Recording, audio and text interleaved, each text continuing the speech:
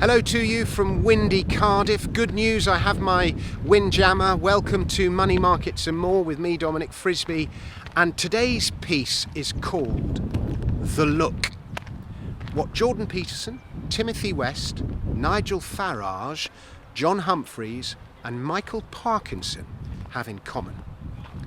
Now, about 25 years ago, I was giving a speech at my father's 65th birthday. And there were 70 or 80 people at the dinner. And as Dad was a playwright, most of them were theatricals.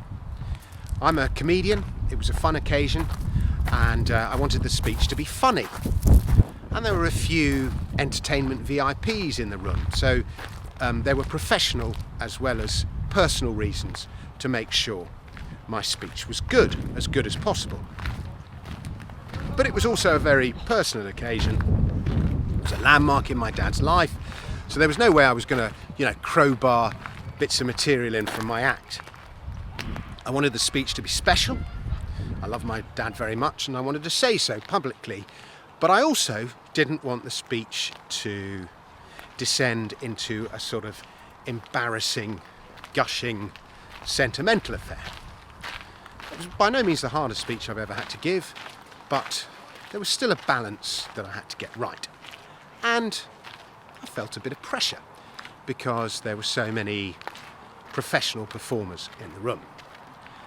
And as I was speaking, I guess I was feeling a little nervous, I know I was. I noticed someone looking at me.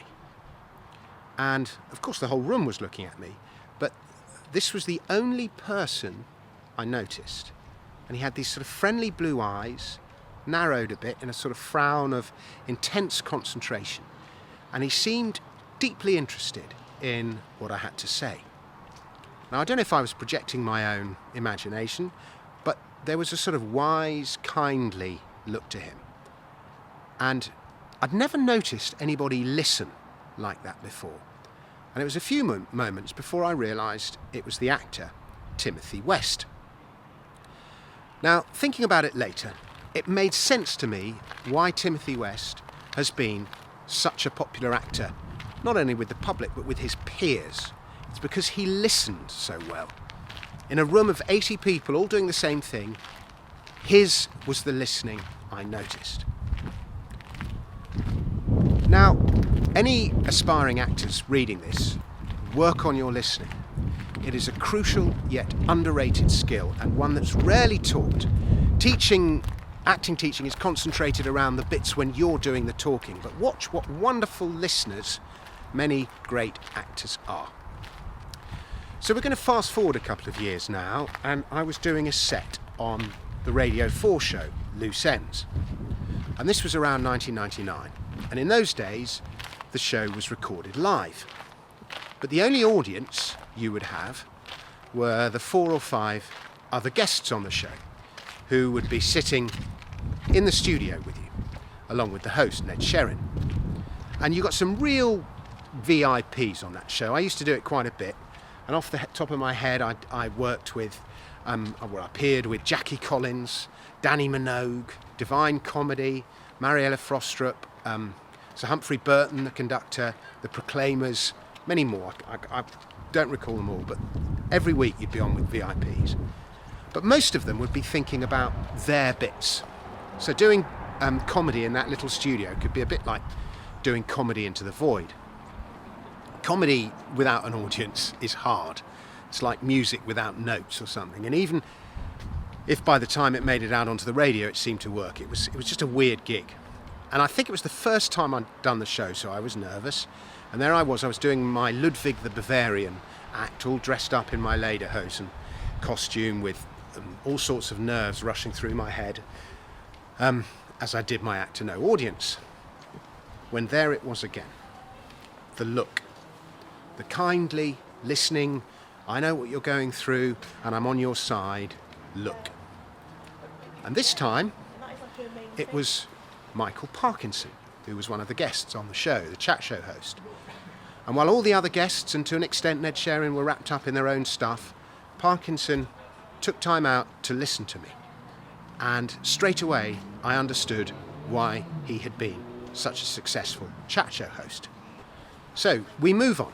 over 10 years to 2012 and my first book, Life After the State, which, as the title suggests, makes the case for a lot less government in our lives.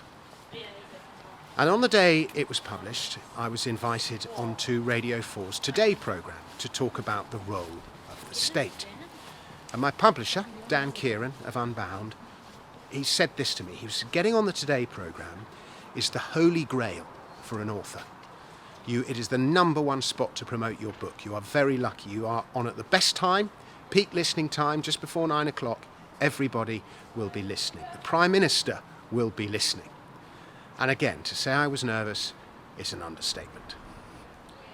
This is the Today programme, I told myself, for really clever people. It's not for comedians who've decided they want to write about economics. It's the BBC, the Ministry of Media. The last thing I'll suffer is some non-economist comedian calling for a smaller state. You are so going to be found out. And in the green room beforehand, I could barely speak. I had a conversation. It went something like this. Would you like a cup of coffee? No, thanks. Actually, yes, please. No. Actually, yes. I'm not sure. To which I got the reply, I'm sorry? Now, I was to be interviewed by James Naughtie, and there was a nice chap by the name of Neil Lawson from left-wing think tank Compass, who would take the opposing side of the debate. And there were various other people in the studio, all deep in their notes, and preparing for whatever their next bit was, for their next slot. And so as we came into the studio, not one of them looked up as we came in. Now, if I had my life again, I'd answer one key question about collectivism in that interview differently, and I still get cross with myself about it. But overall, I guess I did okay.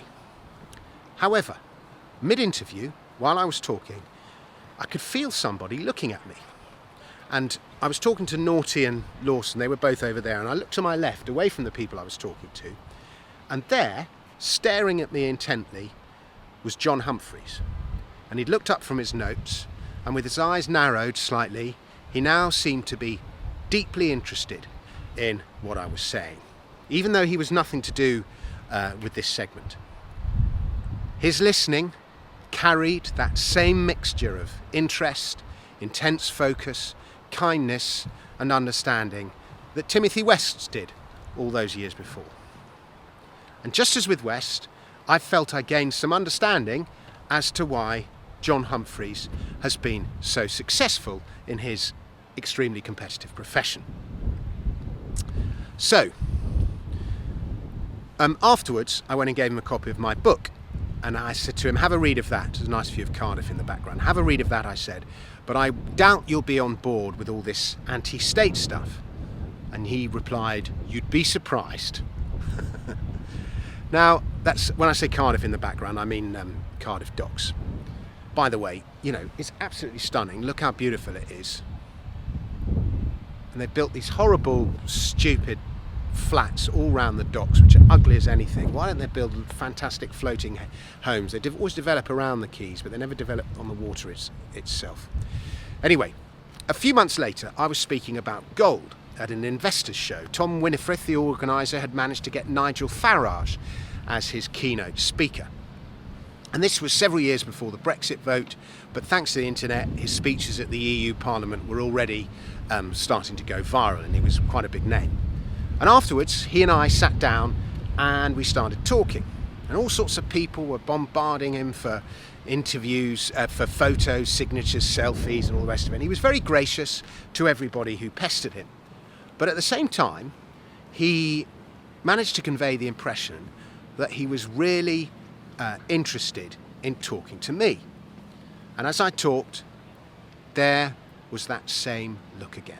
Eyes narrowed slightly, kind, wise, interested, focused on you and you alone. Now, if you say the names John Humphrys or Nigel Farage, kindness is not the first word that springs to mind. With either, I wouldn't say. But that was what I saw. And nor is Farage known as a great listener, but my experience was that he is.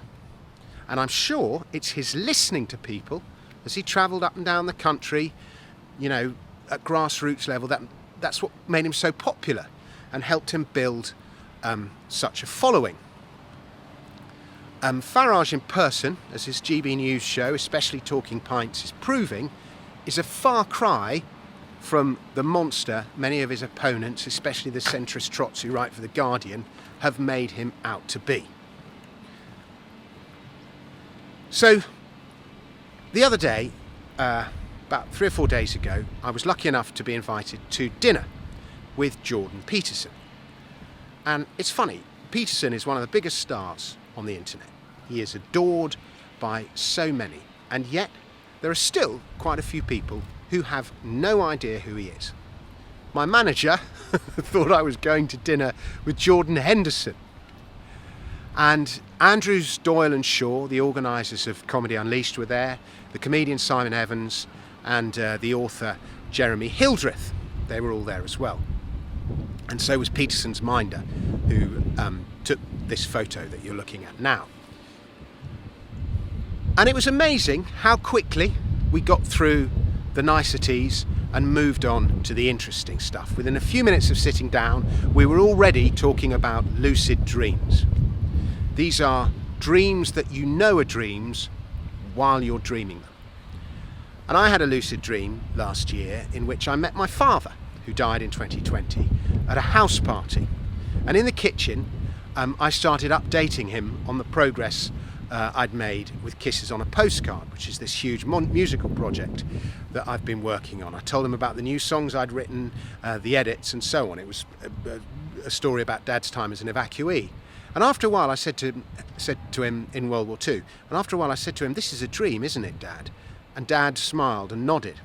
So I mentioned at the table that I'd had this lucid dream last year, the table with Peterson I'm talking about, in which I'd had this conversation with my dead father, and Peterson's head flashed round and looked at me as I spoke, and there was that look again, that same Timothy West, Michael Parkinson, John Humphrys, Nigel Farage, slightly squinting, focused look of kindness, sympathy, empathy and genuine interest.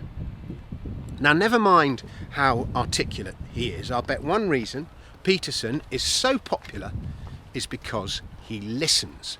In fact, one reason he's so articulate is because he listens.